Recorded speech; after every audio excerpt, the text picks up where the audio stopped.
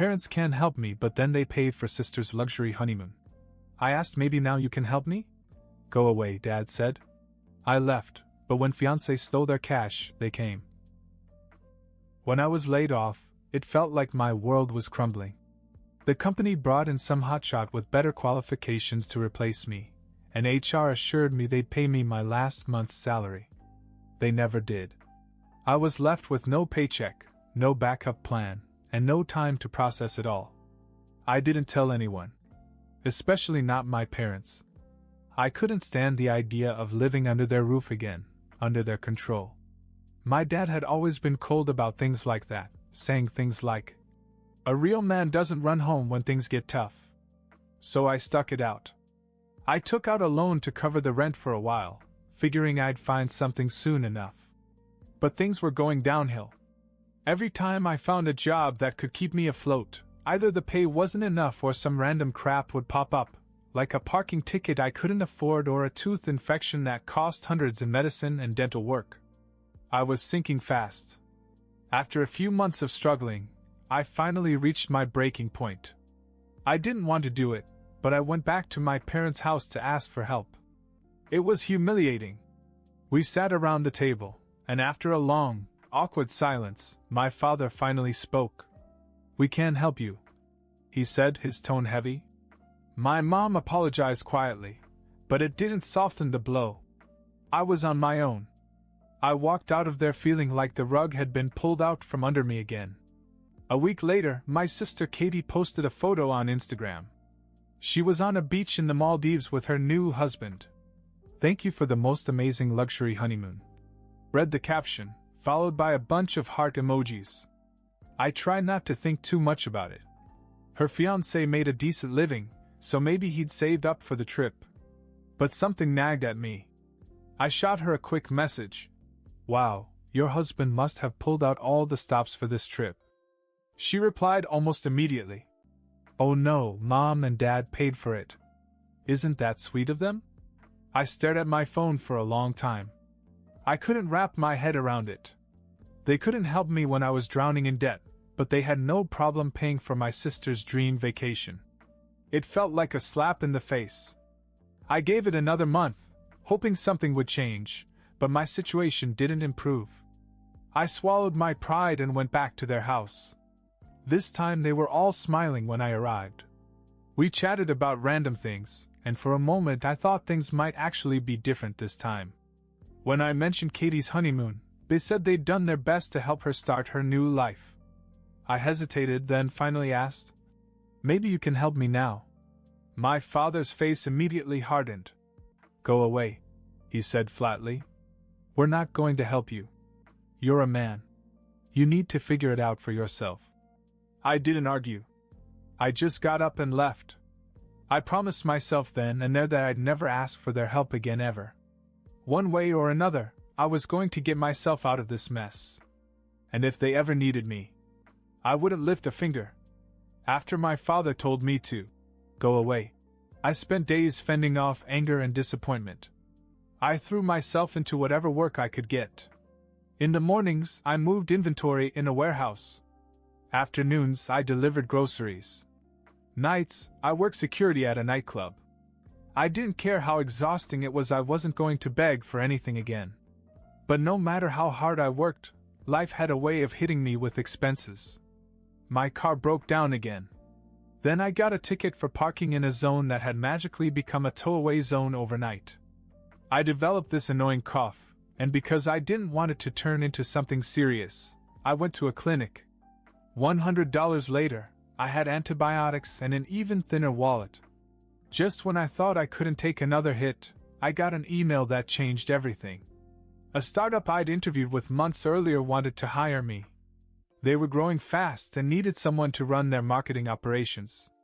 It was a modern company and the pay was decent. Within 2 months, I was out of debt, paid off my loan, and even had some savings. But just as I was getting a foothold, the chaos from my family began. One night I got a call from my grandmother. "Peter, it's Katie," she said, her voice sharp with worry. "There's been trouble." "What kind of trouble?" I asked. She hesitated. I don't know the details, but you should go see her. I brushed it off at first. Probably just a little marital drama. But then my uncle called with a similar warning. And a day later, my mother left a tearful voicemail. Peter, please come home. It's important. Still, I ignored her until my dad called. I hadn't spoken to him since the last time he told me to get lost. We need you to come over, he said, his voice unusually subdued. What's going on? I asked, more irritated than worried. It's Katie, he said. Her husband stole from us. It's serious. That got my attention. I could hear the gravity of the situation in his voice. I didn't want to care, but curiosity got the better of me. When I got to the house, I knew something was seriously wrong. My mother was pacing the living room, her face pale and streaked with tears. Katie was curled up on the couch, her eyes hollow, as if she'd been crying for hours. My dad sat stiffly in his recliner, staring off into space. Okay, I said, crossing my arms. What's this about? My dad cleared his throat. Katie's husband, he's gone, he said quietly. Gone? What do you mean, gone? He stole from us, Katie whispered, barely audible. I frowned. Stole what? Like some things from the house? No. My dad cut in, shaking his head. He took everything. Jewelry, emergency cash, and he emptied the savings accounts. All of it. My mom added, her voice shaking. We trusted him with some of our money, and he disappeared. It's over $50,000. $50,000. My brain froze for a second. I hadn't expected this. I turned to Katie. Did you have any idea he was capable of this? She shook her head. No. He was perfect. He was kind, thoughtful. He was my husband. I thought I knew him. I couldn't help but feel a bitter pang of schadenfreude. The golden child of the family had been betrayed, and now they were all paying the price. My father sighed deeply. We've already filed a police report, but there's no trace of him. And with so much money gone, we're in serious trouble. He paused, then looked me straight in the eye. Peter, we need your help. I let out a short, humorless laugh. My help? Really? That's funny. Peter, please, my mother said, coming closer. We wouldn't ask if it wasn't serious. I looked between the three of them, my mom begging, my dad swallowing his pride, and Katie too broken to even speak. Part of me wanted to tell them to go away, to remind them how easily they had brushed me aside when I needed help. But another part of me couldn't help but feel conflicted. How exactly am I supposed to help? I asked. Because the last time I checked, I wasn't exactly your go-to guy for emergencies. Before anyone could answer, my phone buzzed in my pocket. I pulled it out. My neighbor's name flashed on the screen. Strange. He never called unless it was urgent. I silenced the call and shoved the phone back in my pocket. I needed to hear what other mess was going to come out of this conversation first. But something in the pit of my stomach told me this was just the beginning. I didn't answer my neighbor's call. Whatever he wanted could wait. There was enough craziness going on around here. I crossed my arms and waited for my parents to explain what kind of help they expected from me. We're in a bind, Peter, my father said, his voice strained. We need money. Katie's accounts were tied up in honeymoon expenses. He wiped them out too. We're stuck. You paid for the entire honeymoon, I said, my voice cold. But you couldn't spare a dime when I was drowning. And now you're coming to me for help? Peter, my mother said quietly. It's not like that. We thought everything would be okay.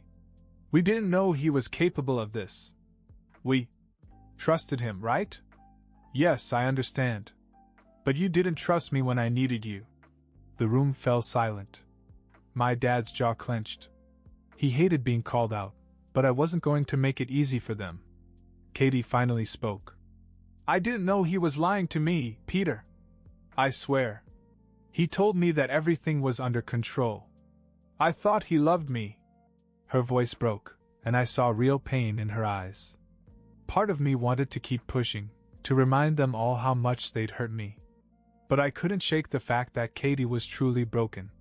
This wasn't the spoiled little sister I'd grown up resenting. She looked like someone who had just lost everything. Before I could decide what to say next, my phone buzzed again. Same caller, my neighbor. This time I sighed and answered. Yes? I answered, stepping into the hallway to get some distance. Peter, finally! He said, his voice panicked. You need to come back right away. Your apartment, someone broke in. I froze. What? They broke the door, man. I heard the commotion and called the cops, but it's bad. They tore the place apart. Did they catch them? No. They were gone by the time the cops showed up. But your place, it's a mess. You need to come see it. For a moment I couldn't speak. I felt like the universe was playing a sick joke on me. Just when I thought I was finally ahead, life came swinging again. All right, I'll be there soon. I mumbled and hung up. I took a deep breath and walked back into the living room. I have to go, I said abruptly. Go? Peter, wait, dash. My mom started. Someone broke into my apartment, I explained, cutting her off. So yeah, you're gonna have to figure this out without me. My dad sighed heavily. Peter, please. We'll figure out how to get the money later. But right now we just need you to stay and help us sort things out. Are you kidding me? I snapped. You're asking me to help clean up your mess when my own life is falling apart again? They all stared at me, stunned into silence. For once, I didn't feel small under my father's gaze. I didn't feel like the family failure. I felt like the only one here with his priorities straight. Look, I said, my tone calmer now. I understand that this is bad. But you told me to figure things out when I needed you. Now it's your turn. I'll get back to you maybe. Without waiting for an answer, I grabbed my coat and walked out. When I reached my apartment, I felt a wave of fear. The door had been kicked in and was hanging loosely from its frame. One of the neighbors was standing outside talking to a policeman, who nodded when he saw me. Are you the tenant? The officer asked. Yes. What happened? Looks like a targeted break-in, he said. They weren't after anything random. Probably knew what they wanted. Inside, the place was trashed. Furniture overturned, drawers pulled out and thrown everywhere. But it wasn't random chaos, they were looking for something specific. My laptop and television were untouched. They'd headed straight for my bedroom. I stepped inside, my heart pounding. My safe where I kept important documents and some emergency cash was gone. Any enemies? The cop asked casually, scribbling notes. Not that I know of. But as I looked around at the wreckage, I had a sinking feeling. I didn't know if it was paranoia or instinct, but something told me this wasn't a coincidence. Katie's husband had vanished without a trace, stealing tens of thousands of dollars. Now someone had broken into my home and stolen my safe. Was it possible that these two events were somehow connected? The timing was too perfect to ignore. And I had a feeling things were about to get a lot worse. I spent hours with the cops, but they couldn't give me much hope. No witnesses, no usable prints. They said it was probably an opportunistic theft, and gave me the usual speech about securing valuables. Yeah, thanks, I mumbled as they left. My neighbor hung back, looking worried. Peter, I swear it wasn't random. They didn't touch anything else. They went straight into your bedroom. I nodded slowly. Yes. I noticed. After he left, I sat in the wreckage of my apartment, trying to connect the dots. Could this really have something to do with Katie's husband? Or was it just a freak coincidence? I didn't have any solid answers, but I couldn't shake the feeling that I was in the middle of something bigger than I realized. The safe wasn't worth much, just a few $100s. But inside were my passport, my birth certificate, and a small stash of cash. I thought about all the times Katie had bragged about her husband's business deals. What if one of those deals had gone bad? What if someone was looking for something connected to him? I needed answers, and unfortunately, that meant talking to Katie. The next morning I went back to my parents' house. Katie looked like she hadn't slept at all. She was wrapped in a blanket, sipping coffee with a blank stare. My mom hovered nearby, glancing nervously between us as I walked in. "I need to talk to Katie alone," I said. "Of course," my mother said quickly. "I'll be in the kitchen." She left without arguing. This was new. Usually she couldn't resist inserting herself into every conversation. Katie didn't say anything at first. I pulled up a chair across from her and waited until she finally looked at me. "Did your husband have any enemies?" I asked bluntly. Her brow furrowed. "What do you mean?" "I mean, was he involved in anything shady? Business deals that might have pissed someone off?" She shook her head. "No. He was always so careful about that sort of thing. He hated risk." "Careful? Katie, he stole 50 grand from our family and disappeared. I wouldn't call that careful." Her face crumpled, and for a second I thought she was going to cry again. But instead she gritted her teeth and said, "I didn't know he was capable of this. He seemed perfect. I don't know how I missed it." I sighed. "Look, I'm not here to kick you while you're down. But someone broke into my place last night. They tore the place apart and stole my safe." Her eyes widened. "What? Why would they? I was hoping you could tell me." "I have no idea," she said, shaking her head. "Do you think it has something to do with him?" "I don't know. But the timing is too strange to ignore." She was silent for a moment, thinking. "There was one thing," she finally said. "A few weeks before he left, he got a package in the mail. He wouldn't tell me what it was, just said it was work stuff. He got really secretive after that. I thought maybe it was a surprise gift or something." "What kind of package?" "Small, like a shoebox. I didn't see him with it after that day." I frowned. Could the break-in have something to do with this package? Maybe whoever broke into my place was looking for it, thinking I had it. "Anything else strange?" I asked. She hesitated, then said, "He started taking more money out of the bank."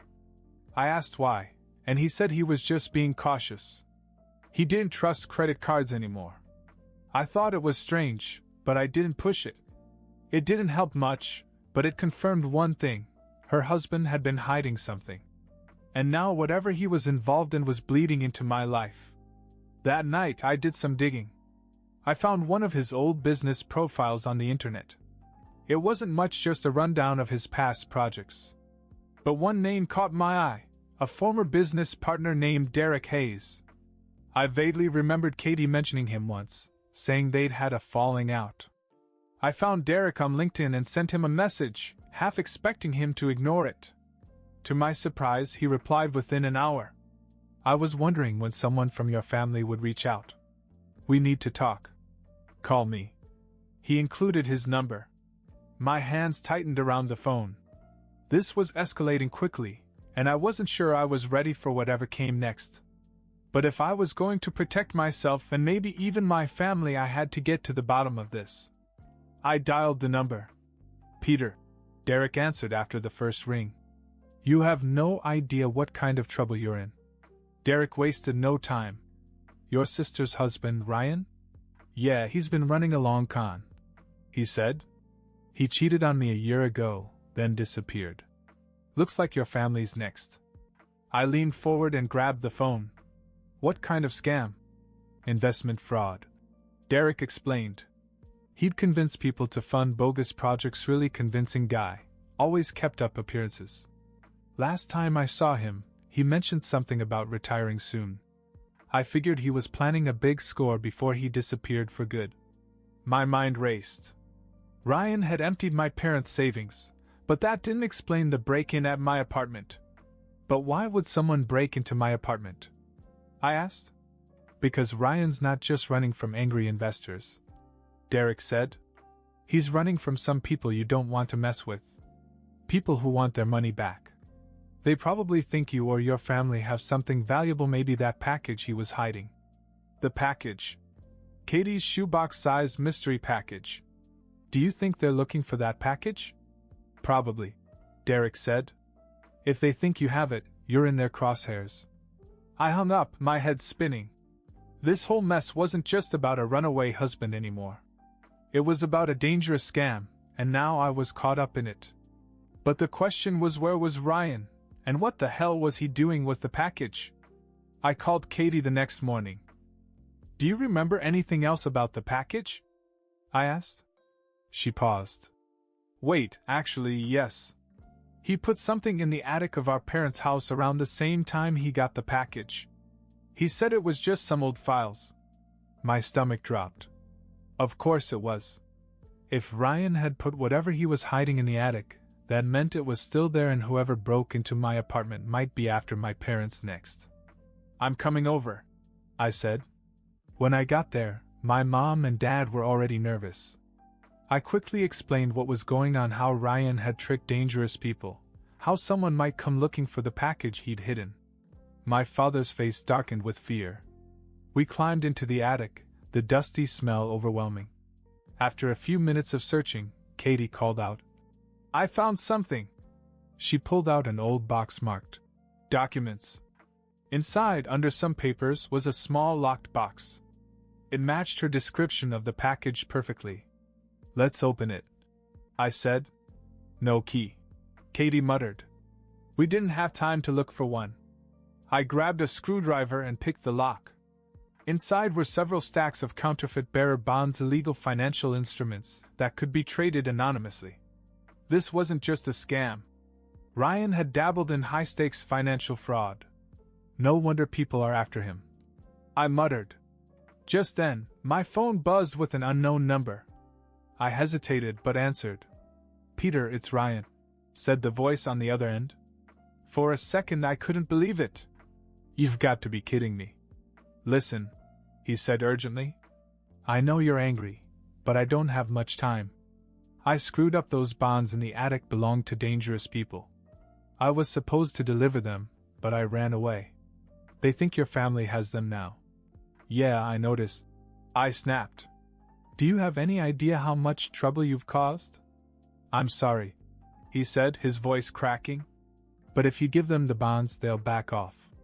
I can send someone to pick them up safely." "Right. And how do I know this isn't another one of your scams?" "Because I'm desperate, Peter. If they find me first, I'm dead." After weighing my options, I decided to call Derek again. He had connections with law enforcement and helped arrange for the bonds to be turned over to the authorities. We set up a meeting at a neutral location under police surveillance. The men who had been chasing Ryan showed up, angry, but eventually backed off when they saw the cops. Ryan didn't come back. He went into hiding. I doubted I'd ever see him again. But at least the threat was over. After that, things slowly returned to normal. My parents were shaken, but they finally admitted how wrong they'd been about me. They apologized not just for the past few months, but for all the years they had put Katie on a pedestal while dismissing my struggles. Katie and I also grew closer. She was rebuilding her life, working through the emotional fallout of being betrayed by someone she thought she knew. As for me, things were finally starting to look up. With the scam behind us, I threw myself back into my job, knowing that I'd fought through the worst that life could throw at me. And this time, I wasn't carrying the weight of resentment. Update. Hey guys, just wanted to say thanks for all the advice and support after my last post. Things have finally calmed down. The fake bonds have been turned over to the authorities and the people who were after us have backed off. Katie is working on getting her life back together, and my parents, well, they've finally started treating me like an equal. We still have problems, but at least they respect me now. As for me, my job is going great, and I finally have some savings. I even got a random bonus last week. It turns out the startup's latest project made a bigger splash than we expected. I'm just focusing on moving forward. Life isn't perfect, but it's a hell of a lot better than it was a few months ago. Thanks again, Reddit. I owe you all. New and unexpected twist. I thought the drama was behind me until a few days later when I got a strange letter in the mail. It was postmarked from some remote town in South America. No name, just a small emblem on the back, an abstract snake wrapped around a tree. Inside was a single line. You've only touched the surface. The debt isn't gone. I stood there in my kitchen, reading the note over and over. What the hell did it mean? Before I could process it, my phone buzzed with another message from an unknown number. Find out who sent this letter. It's bigger than you think. I had a sinking feeling. Just when I thought I was free of Ryan's mess, I might have been dragged into something even deeper.